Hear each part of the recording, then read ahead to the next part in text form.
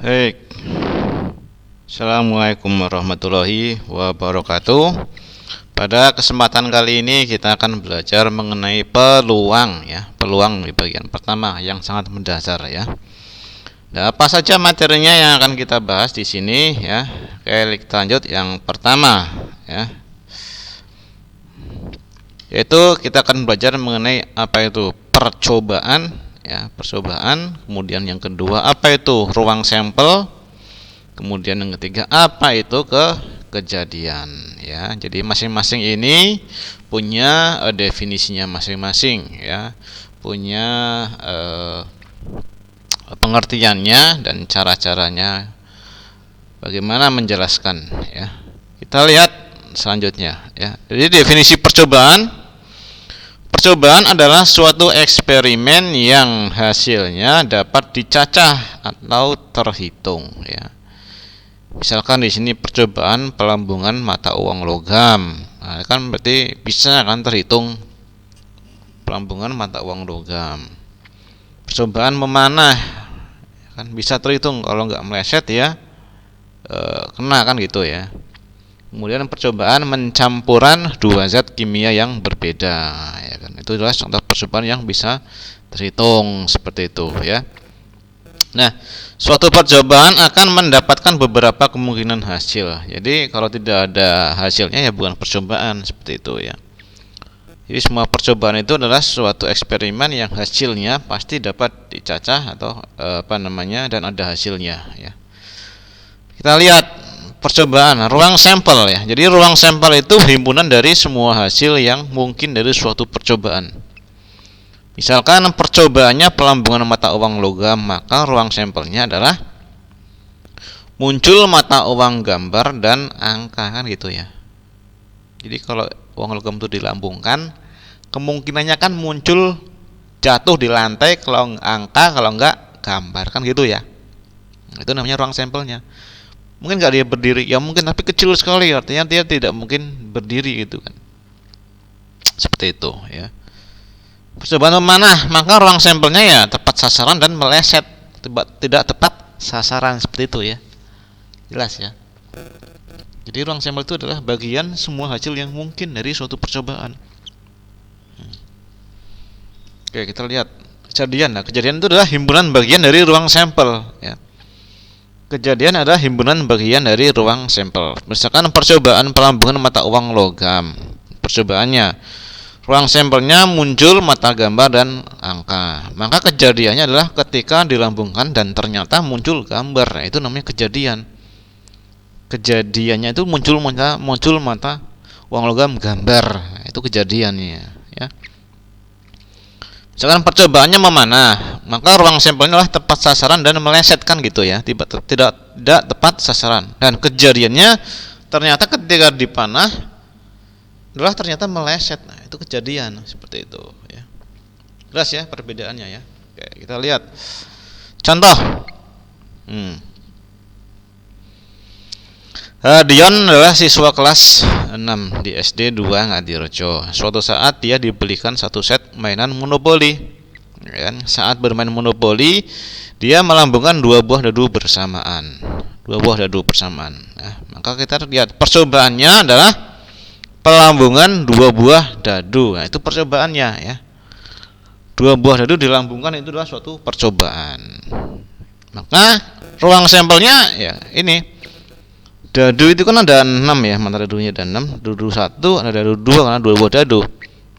Sehingga kemungkinan yang muncul itu adalah yang warna putih di sini. 1 sama 1 kemungkinan dadunya, kan? Kemudian dadu pertama muncul 1, dadu kedua muncul 2. Dadu pertama muncul 1 tetap ya, bisa dadu kedua muncul 3. 1 sama 4, 1 sama dan seterusnya. Sampai kemungkinannya adalah 6 sama 6. Itu ya. Jadi ini adalah kemungkinan dari dua buah dadu yang dilambungkan bersama-sama seperti itu. Kalau kita hitung ada 36 di sini ya, seperti itu ya. Jelas ya, ini kemungkinannya. Jadi ketika dua buah dadu itu dilambungkan, pasti hasilnya ada yang ada di dalam sini salah satunya ya, nggak mungkin di luar ini. Mungkin nggak Pak, 7 sama 1 nggak mungkin, 7 kan nggak mungkin, ada dadu 7. Jelas ya. Oke, kita lihat berikutnya. Kejadian muncul misalkan jumlah mata dadu 5 kejadiannya. Kita muncul mata dadu dulu jumlahnya 5. Jumlahnya 5 itu kan dadu pertama 1, dadu pertama bisa 2, dadu pertama bisa 3, dadu keduanya 3. Berarti jumlahnya berapa? 5. Dadu pertamanya 3, dadu keduanya 2. Dibalik jumlahnya 5 juga. Jumlah dadu pertamanya muncul 1, dadu keduanya muncul 4, maka kita jumlahkan 5. Dadu pertama muncul 4, dadu kedua muncul 1, sehingga kita jumlahkan ada 5. Sehingga kejadiannya muncul jumlah mata dadu ada ini 2 3, 3 2, 1 4, 4 1. Kalau dihitung kita ada di sini ada 4. Itu ya. Jelas ya? Tuh. Misalkan ada lagi nih pertanyaannya, kejadiannya muncul jumlah mata dadu genap. Kita pas di sini jumlah mata dadu genap. Genap itu kan dari 2 ya. 2, 4, 6, 8, 10, 12 ini ya. Dan 2 itu 1 sama 1, 4 itu 1 sama 3, 3 1 dan 22. 6 1 5 5 1 3 3 4 2 2 4 kan gitu ya. 8 3 5 5 3 4 4 6 2 2 6. Kita dijumlahkan itu jumlahnya selalu 8. Dijumlahnya kan selalu 10. 10 juga jumlahnya dadunya 4 sama 6, 6 sama 4, 5 sama 5 gitu ya. Yang jumlah 12 itu 6 sama 6. Nah, seperti itu ya. Jadi mata dadu jumlahnya genap ya. Di sini mata dadu yang jumlahnya genap itu ya, genap itu 2 4 6 8 10 12. Ini semuanya. 1 ini di sini ada 1, di sini berarti ada 3 ya. Di sini berarti ada 5, di sini juga 5 itu kan. Nah, di sini 3, sini 1. Jumlahnya ada berapa nih? 1 tambah 3 tambah 10 tambah 3 tambah 1 itu ya. Nah, itu kejadian. Contoh jumlah mata dadu genap ya. Kita lihat contoh soal yang lainnya. Nah, ini ya, diketahui himpunan P A B C D E ya. Jika dari himpunan P tersebut diambil 2 huruf tanpa memperhatikan urutannya, maka tentukanlah banyaknya anggota ruang sampel ya. Ruang sampelnya nih yang pertama. Yang kedua, kejadian terambil 2 huruf vokal, kejadian tapi terambil 2 huruf vokal. Yang ketiga, kejadian terambil 2 huruf konsonan ya. Kita lihat ya dari himpunan ini. Nah, ini banyak ruang sampelnya. NS kita menggunakan kombinasi 5 C2. 5 dari mana ya? Huruf tadi ya. A B C D E itu kan. Yang tadi kita hurufnya yaitu A B C D E itu kan.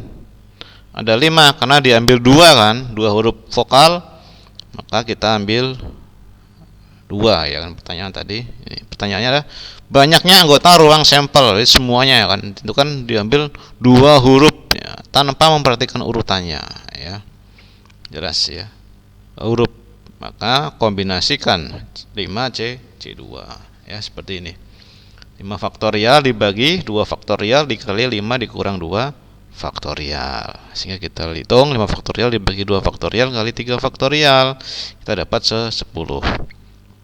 Jadi jika dicacah itu ke 10 anggotaan tersebut ya, ini urutannya.